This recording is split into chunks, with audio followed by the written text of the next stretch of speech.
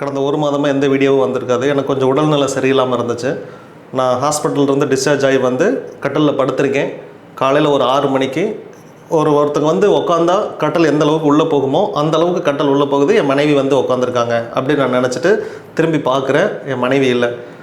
அப்போ ஐயா தான் அப்படின்னு நினச்சிட்டு மந்திரம் சொல்கிறேன். மந்திரம் சொல்லிவிட்டு திரும்ப படுத்துக்கிறேன். படுத்துட்டு 8 மணிக்கு பெட்ரூம் விட்டு வெளியே வந்து என் மனைவிக்கிட்ட இப்படி நடந்துச்சு அப்படின்னு சொல்கிறேன். ஐயா காலையில் வரல, நைட்டே வந்துட்டார். ஆக்சுவலி கட்டல் உள்ளே போகலை, அவர் எந்திரிச்சிருந்தங்காட்டி கட்டல் வெளியே வந்திருக்கும். இதுதான் நடந்திருக்கும். ஏன்னா நீங்கள் ஹாலில் இருந்து உள்ளே போன உடனேயுமே கொஞ்ச நேரத்தில் ஒரு மிகப்பெரிய இருள் அப்படி என்னை கிராஸ் ஆச்சு. ஒரு ஆள் நடந்து அவங்களோட ஷேடோ விழுகும் இல்லையா, அந்த மாதிரி ஷேடோ விழுந்துச்சு. ஆனால் ரொம்ப ஸ்பீடாக கிராஸ் ஆனாங்க. நீங்கள் உங்கள் உடம்பு கண்டிஷனுக்கு இவ்வளோ ஸ்பீடாக நடக்க மாட்டேங்குன்னு எனக்கு தெரியும். அப்போ உடனே திரும்பி பார்த்தப்ப நீங்கள் பெட்ரூமில் படுத்து ஃபோன் தான் பார்த்துட்டு இருந்தீங்க அப்படின்னு என் மனைவி சொல்கிறான்.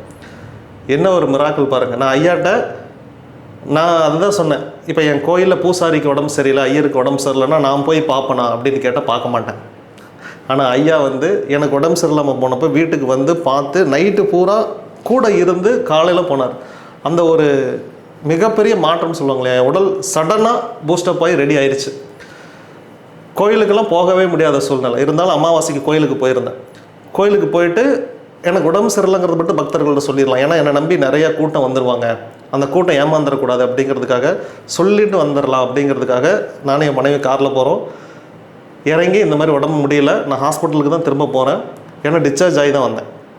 அப்போ சரி ஓகே மீண்டும் போயிடலாம் அப்படின்னு சொல்லிட்டு அந்த ஒரு கேப் இருக்குது பார்த்தீங்களா, ஐயாவை வேண்டிட்டு வர்றதுக்குள்ளே கிட்டத்தட்ட ஒரு 100 பேர் வந்து எங்களையும் ஆசீர்வாதம் பண்ணுங்க அப்படின்னு நின்றுட்டாங்க.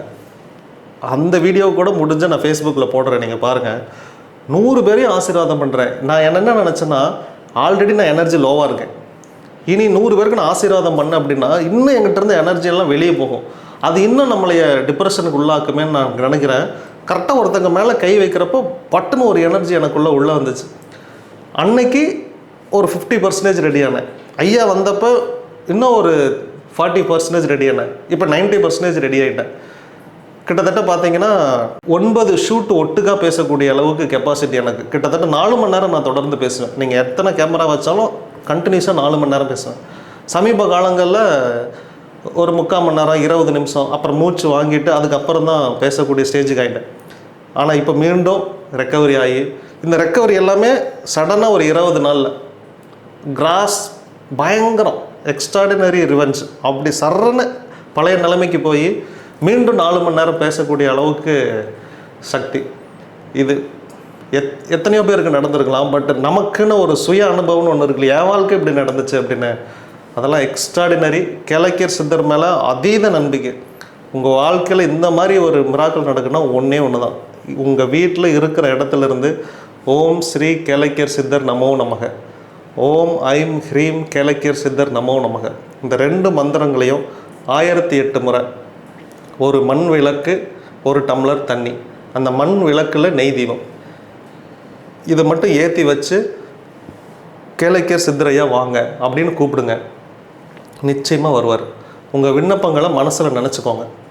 அதை அவருக்கு சீக்கிரமாக பதில் கொடுப்பார், நிறைவேற்றி கொடுப்பார். எவ்வளோ பெரிய வேண்டுதலாக இருந்தாலும்.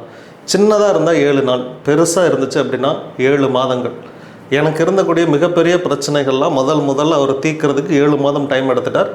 அந்த 7 மாதத்திற்கு பிறகு தான் நான் கோயில் கட்ட ஆரம்பித்தேன். ஒருத்தங்களுடைய வாழ்க்கையில் இவங்க போன வருஷம் இந்த மாதிரிலாம் சாமியார்லாம் நிறைய பேர் வராங்க, வருஷத்துக்கு வருஷம் ஒரு சாமியார் வருவாங்க அப்படிங்கிற ஜென்ரலாக இருக்குது. இதுக்கு முன்னாடி இருந்தவங்க எல்லாருமே அப்படி தான் இருந்தாங்க. அதனால் இப்போ நாமளும் இப்படி புதுசாக ஒன்று அதையே சொல்லும்போது, சாமியாருங்களாம் இதெல்லாம் சகஜம்தான், இதெல்லாம் எல்லா சாமியாரும் பண்ணுறதா அப்படின்னு நினைப்பாங்க. ஆனால் அவங்க சொன்னதை எந்த அளவுக்கு செஞ்சாங்களா அப்படின்னு ஒரு கேள்வி இருக்குது இல்லையா. என் வீடியோவை நீங்கள் இப்போ திரும்ப 1.5 வருஷம் 2 வருஷம் ஃபார்வேர்டு பண்ணி போய் நான் என்னெல்லாம் சொன்னபடி செஞ்சேனா அப்படின்னு நீங்கள் ரிவைண்ட் பண்ணி பார்த்தீங்கன்னா வார்த்தை மாறாமல் செஞ்சு முடிச்சிருப்பேன். கேளக்கியருக்காக கோயில் கட்டுறேன்னு, அது மிகப்பெரிய கோயில் கட்டுறேன்னு. ஃபஸ்ட்டு சின்ன கோயில் கட்டணும், இப்போ மிகப்பெரிய கோயில் கட்டுறோம். கருவறை கட்டியிருக்கோம். இதை பெரிய கோயிலாக மாறணும். மீது உபதெய்வங்கள்லாம் நிறைய பிரதிஷ்டை பண்ணியிருக்கோம். இதை ஒரு மிகப்பெரிய கோயிலை இப்போ உருவாக்கியிருக்கோம். இப்போ தான் இது கேளக்கியர் சித்தர் தேவஸ்தானமாகவே உருவாகிருக்கு. ஒரே ஒரு சின்ன பேர். ஆரம்பிக்கிறப்ப எந்த அட்ரஸுமே கிடையாது, லட்சுமி நகர், அவ்வளோதான். கேலண்டரில் கேளக்கியர் சித்தர் தேவஸ்தானம் லட்சுமி நகர், ஈரோடு மாவட்டம். கோயிலே இல்லையே, இருந்தால் தானே அட்ரஸே போட முடியும். 4000 கேலண்டர் அடித்தோம். பேர் மட்டும் வச்சு துவங்கப்பட்ட ஒரு முயற்சி இன்னைக்கு இந்த அளவுக்கு முன்னேறி இருக்குன்னா இது மனிதனுடைய எஃபர்ட்லாம் கிடையாது. அப்படின்னா நீங்கள் உழைக்காத உழைப்பான், நான் அப்படி ஒன்றும் உழைச்சிட போகிறேன். எல்லாருமே மனுஷங்க தானே, ஒரு கெப்பாசிட்டி மனுஷனுக்கு இருக்குது இல்லையா? இதை தாண்டி எல்லாம் ஒன்றும் உழைச்சிட முடியாது. இதை தாண்டி லக்குன்னு ஒன்று இருக்குது. நான் அதை தான் எல்லா இடத்துலையும் சொல்கிறேன். உங்களுக்கு லக்கு, பிரபஞ்சத்தினுடைய உதவி, இந்த ரெண்டும் கிடைச்சா நீங்கள் அதீத சக்தி மிக்கவங்களாம் மாறிடுவீங்க. இதுதான் கடவுள், அந்த பிரபஞ்சத்தின் உதவி தான் கடவுள். அதை தான் நான் சொல்கிறேன். அதுதான் எனக்கு கிடைச்சது. அதனால இந்த மிகப்பெரிய செயலை நான் செஞ்சு முடித்தேன். இதற்கும் அந்த கேளக்கியர் மந்திரம் தான் காரணம்.